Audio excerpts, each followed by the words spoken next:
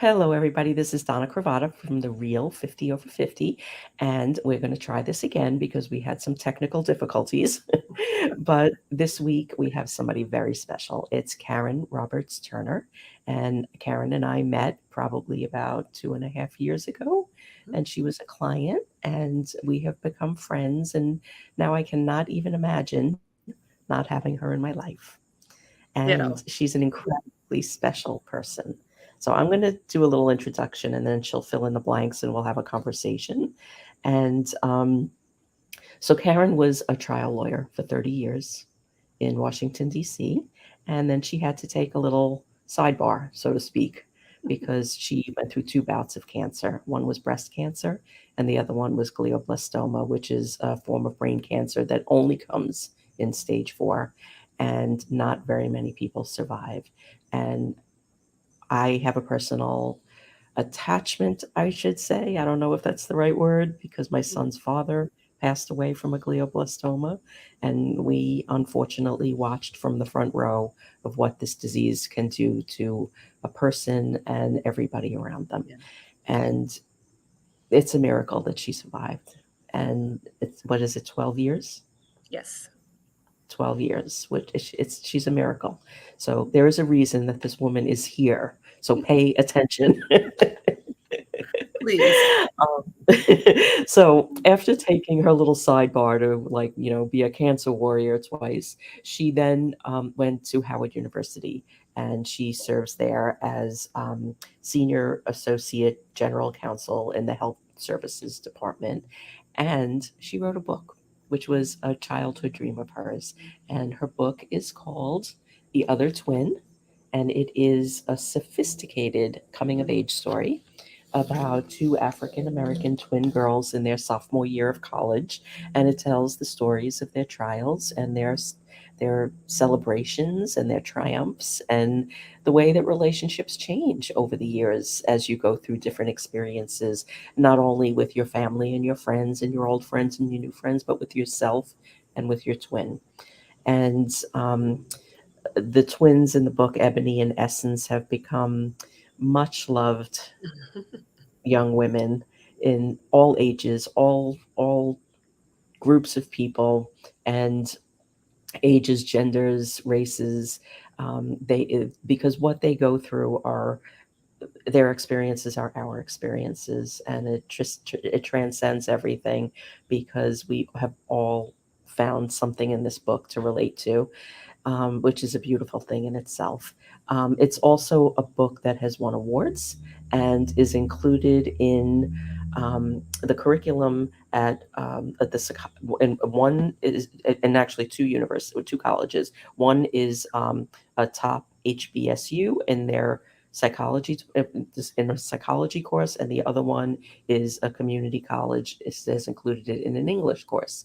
So not very many first authors get all of that, all of those accolades. So it really is a great book, and I will put links in the post afterwards. But check it out, and you could see, like, I did my homework.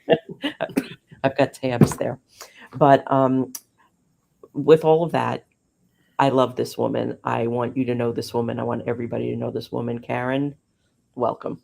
Thank you. Thank you so much. Thank you for all of those wonderful words. I too cannot imagine my life without you in it, because I think our meeting, our being brought together, which happened because of a mutual friend that we have, really opened me up to the more, the greater possibilities that my little vision could have.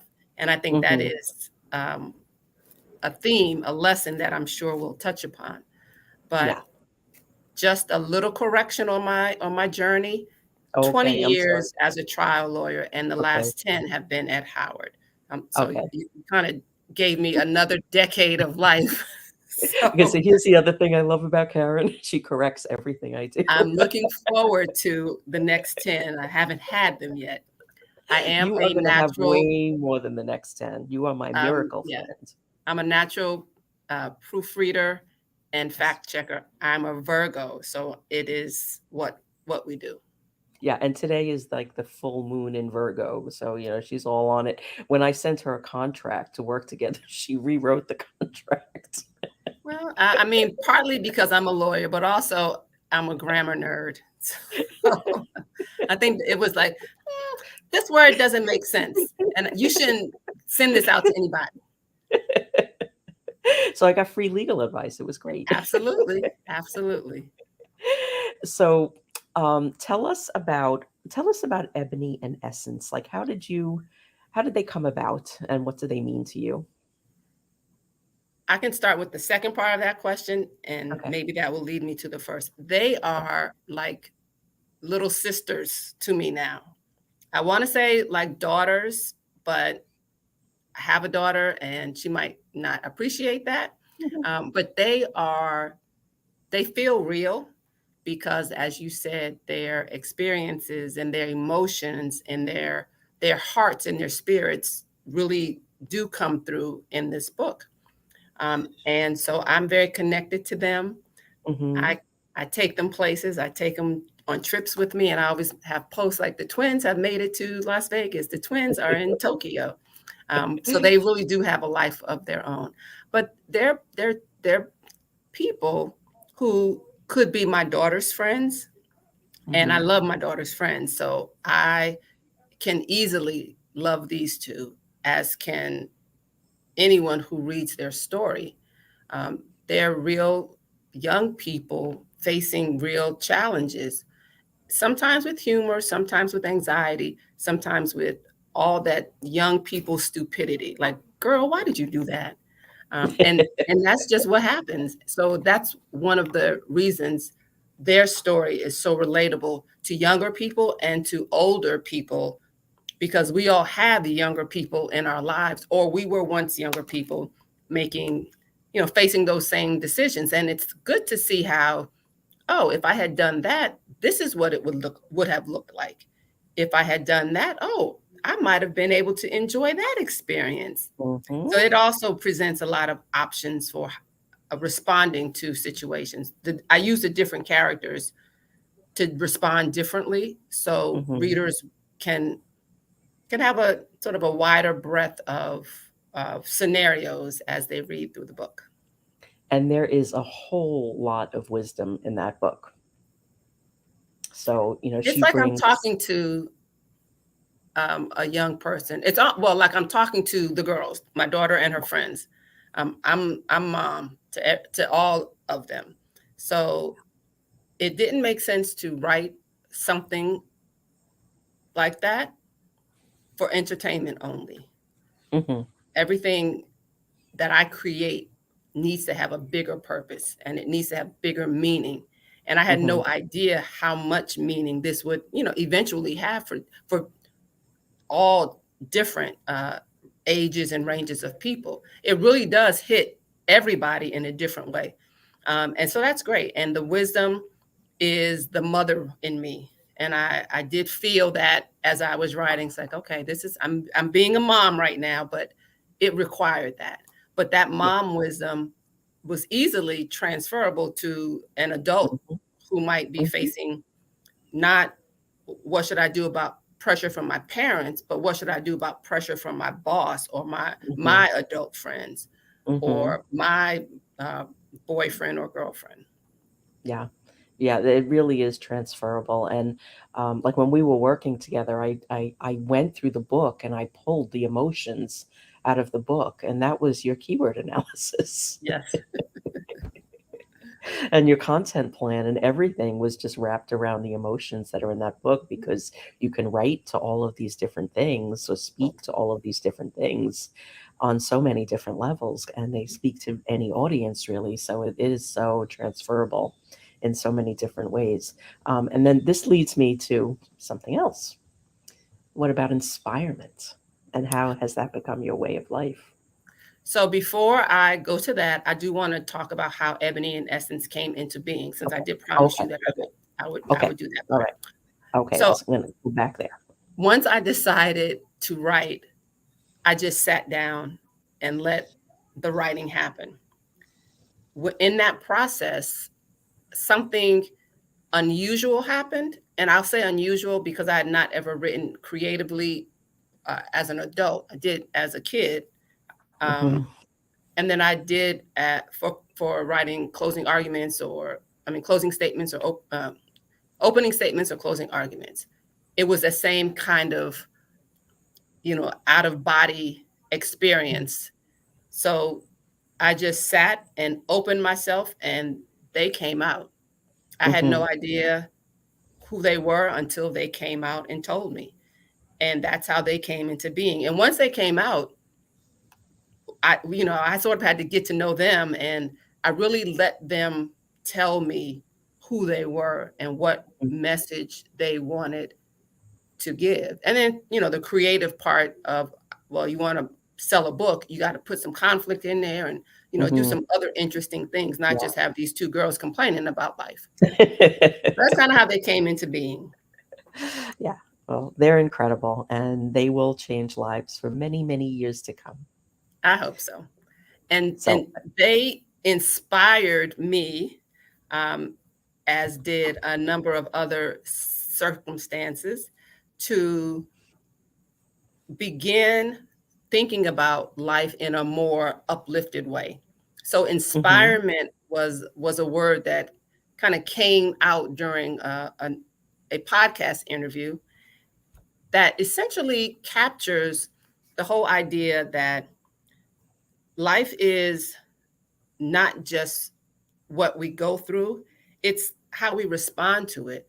And no matter what the situation is, there can be something uplifting and inspiring and funny and entertaining in everything, educational even. So, inspirement is the embodiment of all of that.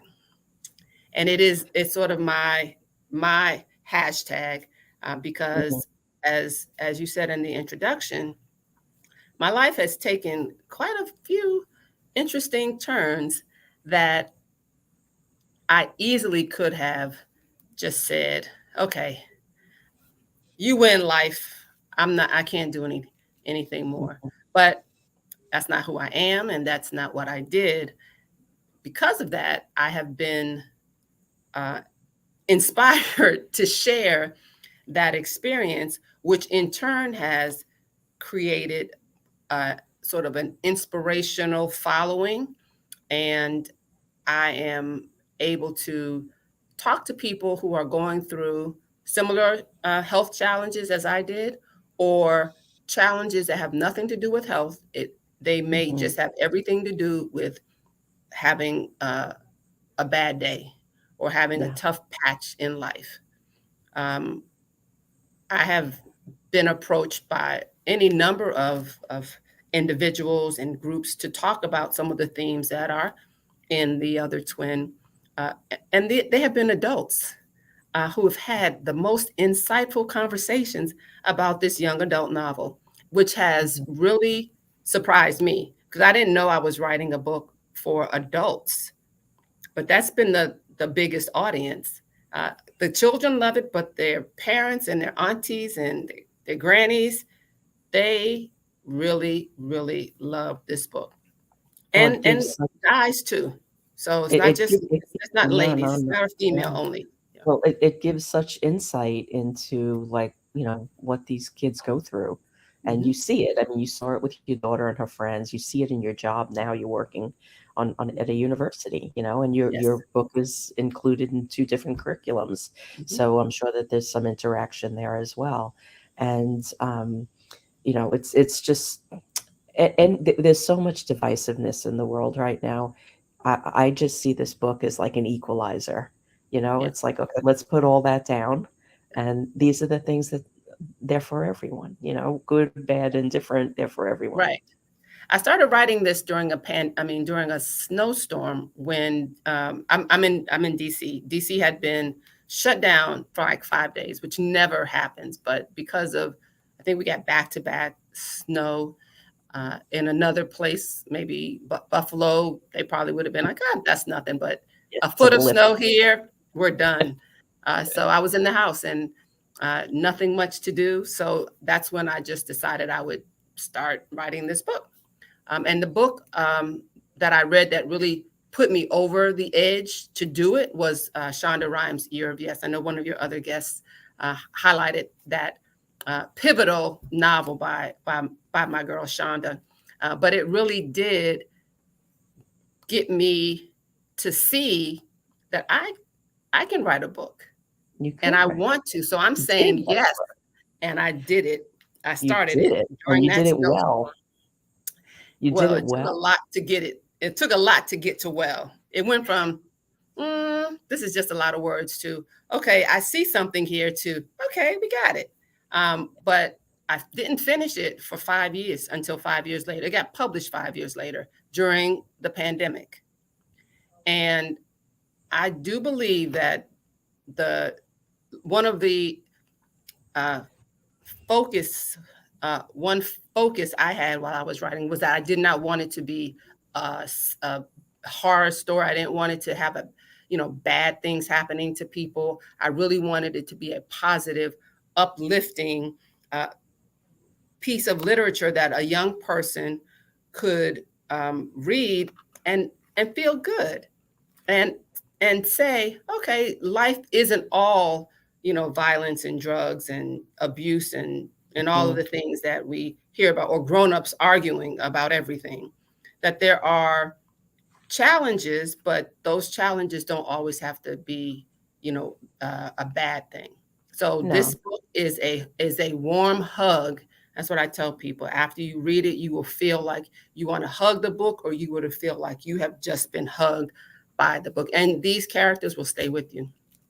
You'll wonder It what happens to them. And they it's very true. I'm still wondering as well. It's very true, and, um, you did need a lot of help to write this book because to write a book of quality takes a village. You cannot do it Yes. alone. You Yeah. can't because, you put all of this out and somebody else has to look at it to be discerning Right. and to do the editing. You can't Yes. do it Yes. without an editor or 3. I was blessed to have met someone who is a brilliant uh, writer in her own right, and she agreed to take me on. And because I wrote this book with no instruction, no guideline, no knowledge, I didn't even know what I was writing. I didn't have an outline. I didn't have an idea, a title. I didn't know what was going to happen. So it just kind of came out, however it came out. Needless to say, that's not how you write a book. Well, maybe it is, but that's not how you like publish a book. Maybe you can write it that way, but it will need quite a bit of developmental and editorial assistance at some point in the process. But And what I love. learned from that is that you don't need to know how to do anything if you want to do it. Just do it. And the worst that can happen is you do it wrong and then you just do it again, or you fail and then you just start over. That You was do it, sort of and you call in your village. yeah, that was eye opening because I'm a very rules person. Mhm. Being in law, and also I was a biology major, so science, following the rules. My daughter says, "Wow, just you and your rules." It's just kind of that's how I'm wired. But this was no rules. I had no rules. I just colored outside of the lines, and it felt amazing. And Yeah, I have chosen to continue to write in that crazy, haphazard way to my own detriment, but it just feels good doing it. Then I have a lot of editing to do afterwards, but that's it's okay. okay. Right. That's okay. That's okay. The writing process, there is no one way to do it. There are No. no rules, and you didn't do it wrong. You did it Right. your way, Yep. and that's what gets the story out of you. If you tried to follow rules, it wouldn't be the same story. It wouldn't have the same impact. No, it would not, because it wouldn't come out. No, because this It came would be from your stuck. heart. Yeah, it would be Yeah, stuck. Yeah. yeah. So This wasn't I something to do go through know your brain. I do know that this requires a different way of thinking. And you always ask, I know you've asked in other interviews, and I'm waiting for you to ask, what did you learn once you turned 50? So I'll Uh-huh. just fast forward to that. All Um, right. that everything that you've done for the first 50, you don't have to do for the next 50. And you're Mm, better off not Yes. doing the same thing if you want to live, your best life. And that is such a liberating, the word.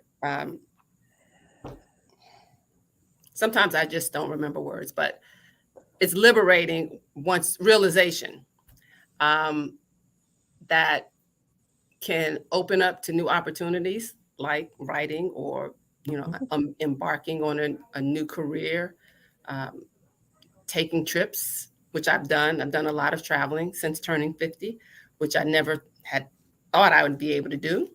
um, Well, you were single parenting and then went through cancer twice. That's that's a handful. yeah, yeah. That fills a calendar. Well, so I've rewarded myself for coming through all of that by really enjoying this world Yeah, while we have it, yeah. but at the same time, also being very mindful that I survived glioblastoma, particularly when the prediction was that I would not, No, no, and it they give wasn't you yeah, just a prediction for me. That's just that's the it. statistic. Yeah. Statistic, There's no stage 1, 2, 3, or 4. It right? is 4. It's bad. It's bad. And the fact that I've made it through and am fairly high functioning is a miracle, and I It is a miracle. totally proclaim it as that. From day one, I have done that, uh, and I that has sort of given me the impetus to be an advocate and do fundraising and work to help find better treatments and cures for this disease. So since 2012, I have been involved with the Race for Hope in DC, which is the largest fundraiser for the National Brain Tumor Society, which is the leading organization at the forefront of trying to get us to a cure to defeat brain tumors of many kinds. But Mhm. as far as my interest, glioblastoma. Yeah. And every year we have a team in this race, and we have been in the top 5 fundraising teams for several years. I have individually been received an award from the race, the Triumph of the Spirit Award, and in total, in 12 years, we've raised over $135,000, just our little Wow. team, which is a lot. And that's a lot of money for me asking, friends and family, can you donate $50? Can you donate $10? But what makes me want to work more and harder is that 1 year of treatment for a glioblastoma patient costs $150,000. So I Yeah. haven't even helped pay for one year of treatment for one patient. So that kind of is what gets me going. This is an unfair illness. It's not fair for anybody who has to deal with it. No. And Um, there's and, no like, they don't know what causes it, and right. it just shows up, it Yeah. just shows up, and it's really bad, Yeah. and, I And mean, as you know, basically, it's a yeah. year. They give you a year from Yes. diagnosis to, Yes. to the end of your life, and there's not a whole lot that they can do, Yeah. and everything is pretty much experimental, so you don't know Mhm. what will happen when you do any of the treatments, and they can't guarantee that it's gonna help. They could say, "Well, maybe you'll live a few months more, or you'll have a little bit of a better quality of life," but, Mhm. um, I've kind of been involved in this now for about the same amount of time. Yeah. Matthew's dad passed away in Mhm. 2011, Yeah. and There's he was still only diagnosed in four 2010. drugs that are, Mhm. available, and one other treatment. There are a lot of very talented researchers, biotech innovators, other scientists who are working on this, trying to improve the outcomes, make the drugs more effective, to expand the types and availability of treatment. But it's going to take a lot more effort than is currently being given. It's a small population in the cancer community, Yes. Yeah. but it is so devastating. The cost of these treatments, the limit on the numbers of treatments and the access to Mhm. these treatments, make this a really hard disease for anyone who has to deal with it. So Yeah. I am going to continue working to try to raise awareness and money. Um, I encourage anyone who is interested in supporting this effort to go to the National Brain Tumor Society. I am on the board now as of this year. So Okay, I'm and working. we'll include links to all of this Yes, in the you notes can as make, yeah, well. you can make donations all year round, Mhm. and I know that they'll be appreciated. Yeah. And Yeah, just and continue there to be mindful that all cancers don't have the same attention from our, you know, our government and from other philanthropic organizations. So this little cancer percentage has a huge, you know, dollar value, and the outcomes aren't great. yeah, And if you just imagine if for a patient who can't access that treatment because they don't have the insurance or they don't have access to the type of physician who can do the surgery to remove a brain tumor, clearly their outcomes are going to be much yeah, less.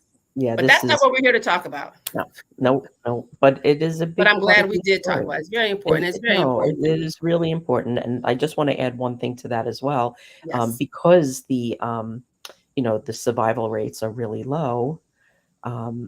There's not a lot of, there's not gonna be any big celebrations, so, like, they go to put the funding and the resources behind things that can be cured. So, Yes. diseases like this get kind of pushed to the side because it is much more challenging. There is a smaller group of medical professionals and researchers that are working on this, and it's doesn't always have that happy ending. So that's why Karen's story is so incredibly important because she is in. I don't even. Do you know what the statistics are of survivors? Maybe 2%. Maybe Yeah, I'm in it's that. incredibly small. Definitely low single digit. Yeah, And I am, it has, you know, I'm so grateful and happy about it, but at the same time, I just wish everybody could be in that same category. It just really breaks my heart when I hear that other, you know, friends and loved ones have passed away. My cousin, we lost to glioblastoma. I have another friend also who passed away, and a friend's spouse. So this disease, it isn't rare. It's more common than we think, and it touches many more people yeah, than we might realize. yeah, It's yeah, hopefully and going to get a little more press and more conversation, yeah. because that's really what will drive awareness and funding and the effort behind finding a cure. Yeah, and I'm just gonna add one more thing and then we'll stop. But Okay. it tends to um, hit people in their 40s. So these are people that have young children, small, Yeah. young families, Mhm. and it's devastating. Yeah. It's really devastating. So, join Karen in her, vocal awareness. If you know anybody, like support in any way that you can, because it's a terrible disease, and we are so grateful that Karen was in that 2%. I am too. Okay, so can we go back to inspirement now? Because Yes. inspirement, when I first heard her say inspirement, I was like, what is that? And what she told me was it is the happy place that is the intersection of inspiration and entertainment. And this is how she lives her life now. She's got to be inspired. She's got to be entertained. If she's doing something outward, it has to be inspiring and it has to be entertaining. And like, how cool is that? Right. And entertaining in the sense of bringing joy, Yeah. you know, to others. So not just um, making you smile, but making you laugh or be Hmm. happy, not just encouraging you to support the National Brain Tumor Society, but also making you feel um, like you also want to go out and dance. Something that is just a fuller expression of the joy that's in my heart all the time. Yeah. And accessible to all of us if we allow it to be, Yeah, because definitely. it's always a choice. It's always a choice. And you are like a living testament to that choice. And one of the other things that you have up on your website is that inspirement um, is for hope raisers, change makers, and miracle creators. Yes. I love that. And so tell us what's next for you. I am writing another book. I'm editing because I wrote it the same way I wrote the first one. So it's I'm editing. And I absolutely love writing. So I want to be writing more. I'm by from your encouragement, I've started a blog. Inspirement is the name of it, on Substack, and I use that to sort of just talk about things that are topics that come to mind just randomly, or that may be in the news, or that relate to a particular experience, but not in a way that is, preachy, or that is too teachy, but it's just in a way of saying, here's some thoughts that I had. What do you think? It's kind of Hmm. just trying to create a conversation around different issues, but they all have some aspect of inspiration to them, Hmm. without sort of bragging on myself too much. Oh, I go think for it. that I have a way of inspiring people, You do. and it's sort of my superpower. I'm trying to harness it and channel it and use it most effectively. But this is one additional outlet I have for that. I mean, being alive by in and of itself as a glioblastoma patient is an inspiration to people. It can happen. So give us your Mhm. money. Yes. It can happen. We can make this happen, but we need your money. Yeah. So living in that is what inspired the Inspirement blog, is a way of talking about it and sharing it in through a different platform. Hmm. Good. And any idea when the new book will be out? Or you still have like 4 years of editing to go? Oh, no, no, no. I think I would be imprisoned if I didn't accomplish it before then. I'm really hopeful this year. Hmm. I need, I don't want to say I need another weather event that gives me a week of doing nothing else, but I just need that kind of focused time, and I need to create it for myself. Yeah. If I do that, then I can get hopefully to the by the end of the year. If not, then definitely early next year. Okay. My Cool. first book was released February of 2021. So if no other date, then February for release date would be just, it's sort of uh, very heartwarming to me to just have, Mm. that'll be my month. It's Black History Month also, so Mm-hmm. why not? Yeah, that's a good month. And and then you can, oh, then you can release the audio version in May for Brain Cancer Awareness Month. Look at you, always planning and plotting. This is what we love about you. Okay, so we're a little over 30 minutes. What is the little bit of wisdom you'd like to leave everyone with today? That your circumstances don't define you. How you respond to them defines you. Good advice, my friend. Thank So you. you can learn more about Karen on her website, KarenRobertsTurner.net, or on the Real 50 Over 50 page. I put the link to her blog in the comments, and I will put all of the links that she mentioned. And please support awareness for glioblastoma. And when is your run? It's the first Sunday of May, Okay. every year. It's Okay. Race for Hope DC. My Hmm. team is Team Incredibles, and I'm Okay. telling you, we are incredible. I will have it information posted likely on my website so that there's an easy way to find it. But Hmm. there'll be lots of uh, activity generated. There's a Facebook page. There's information on LinkedIn. The National Brain Tumor Society has a LinkedIn page. So if you ever want to know what's happening, that is a good resource. Okay. Well, you share all the links with me, and I'll put it out. And then when you start doing fundraising, we'll do another interview. Perfect. Maybe Okay. I'll have another book by then. Maybe you'll have another book by then too. Yes. That's the Well, thank goal. you. It's Thank you so much. always, It's been a oh, pleasure. Thank you for yeah, having me. yeah. And I'm sorry for the technical difficulties, but we inspire mentored around them. That's right. Delayed but not denied. I like that. Okay, thank you. And everybody, please connect with Karen. She is she's a miracle, so you need to have her in your life.